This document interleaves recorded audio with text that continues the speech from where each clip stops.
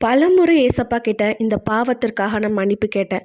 திருப்பி செய்ய மாட்டேன்னு பல தடவை ப்ராமிஸ் பண்ணியிருக்கேன். ஆனால் மறுபடியும் நான் அந்த பாவத்தை செஞ்சுட்டேன். அவ்வளோதான். ஏசப்பாக்கு நீ என் மேலே நம்பிக்கையே வராது. இனிமேல் நான் ஏசப்பா கிட்ட போகவே முடியாதுன்னு ஒரு கில்ட்டு ஃபீலிங்கில் ஏசப்பா விட்டுட்டு போகணும்னு நினைக்கிறீங்கல்ல, இன்னைக்கு உங்ககிட்ட தான் ஏசப்பா பேசணும்னு நினைக்கிறாங்க இந்த வீடியோ மூலியமாக. நீங்கள் ஒரு கிறிஸ்தவன் ஆகணும்னு கிறிஸ்துவ நீங்கள் தேர்ந்தெடுக்கலைங்க. நீங்கள் கிறிஸ்தவனாக இருக்கணும்னு ஏசப்பா உங்களை தெரிஞ்செடுத்திருக்காரு. இந்த பாவம் செஞ்சதுனால நீங்கள் ஏசப்பா விட்டு ரொம்ப விலகி போயிட்டீங்க. ப்ரேயர் பண்ணலை, அவரை தேடலை. அதனால அவர் திரும்பவும் உங்களை தேடி வந்திருக்காரு. அவர் உங்களுக்கு ஒரு விஷயத்தை ஞாபகப்படுத்தணும்னு நினைக்கிறாரு. பைபிளில் நம்ம எல்லாத்துமே படிச்சிருப்போம்ல, பேதுரு.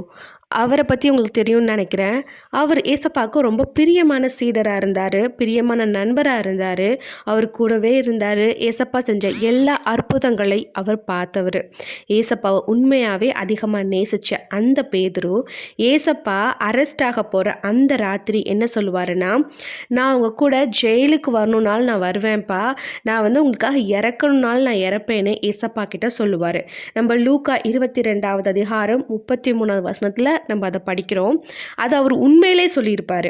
ஆனால் அதுக்கு ஏசப்பா என்ன ரிப்ளை பண்ணியிருப்பாருன்னா, பேதுரு, இன்னைக்கு நைட்டு கோழி கூவுறதுக்கு முன்னாடி நீ என்னை 3 தடவை மறுதளிப்பன்னு சொல்லுவார். அதை நம்ம லூக்கா 22வது அதிகாரம் 34வது வசனத்தில் வாசிக்கிறோம்.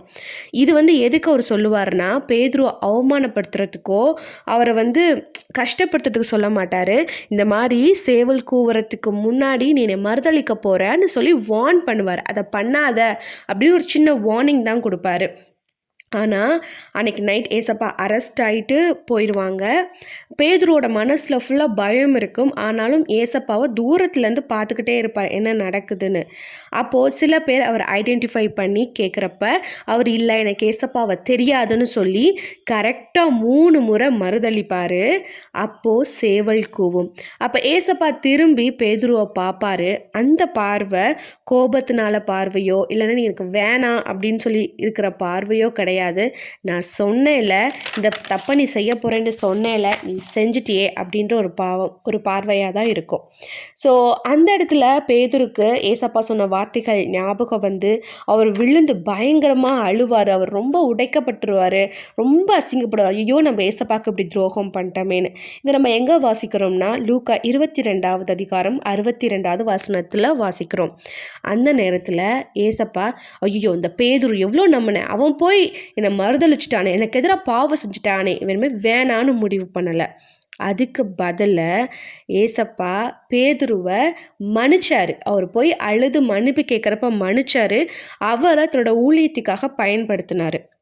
அதே மாதிரி இன்றைக்கி நீங்கள் சாத்தானோட பேச்சை கேட்டுட்டு ஏசப்பா விட்டு விலகி அந்த குற்ற மனசாட்சிக்குள்ளே போய் ரொம்ப வருத்தப்பட்டுட்டே இருந்தீங்க அப்படின்னா நீங்கள் உங்களோட முந்தின நிலைமையை காட்டிலும் உங்கள் பிந்தின நிலைமை ரொம்ப கேடு உள்ளதாக ஆகிடும். அதனால் நீங்கள் இந்த வீடியோ கேட்டுட்ருக்கீங்கள, இந்த நிமிஷம் இந்த வீடியோவை பாஸ் பண்ணி வச்சுட்டு முழங்கால் போட்டு, ஏசப்பா நான் தப்பு செஞ்சுட்டேன், நான் உங்களை தேடலை, நான் அந்த பாவம் செஞ்சுட்டேன், ஆனாலும் அந்த கில்ட்டை விட எனக்கு நீங்கள் தேவைப்படுறீங்க, எனக்கு நீங்கள் தான் வேணும்னு பிடிவாதமாக அழுது ஜெபம் பண்ணுங்க மன்னிப்புக்காக. கண்டிப்பாக தேவன் உங்களை மன்னிப்பார். உங்களுடைய உறவை மறுபடி சீர்படுத்துவார். நீங்கள் மறுபடியும் ஏசப்பாக்கு பிடிச்ச பிள்ளையாக மாறுவீங்க. உங்களுக்கு இந்த வீடியோ பிரயோஜனமாக இருக்கும்னு நம்புகிறேன். ஸோ இந்த வீடியோ உங்களுக்கு பிரயோஜனமாக இருந்தால் லைக் பண்ணுங்கள். இந்த வீடியோ யாருக்கு தேவை நீங்கள் நினைக்கிறீங்களோ அவங்க கூட அதை ஷேர் பண்ணுங்கள். God bless you.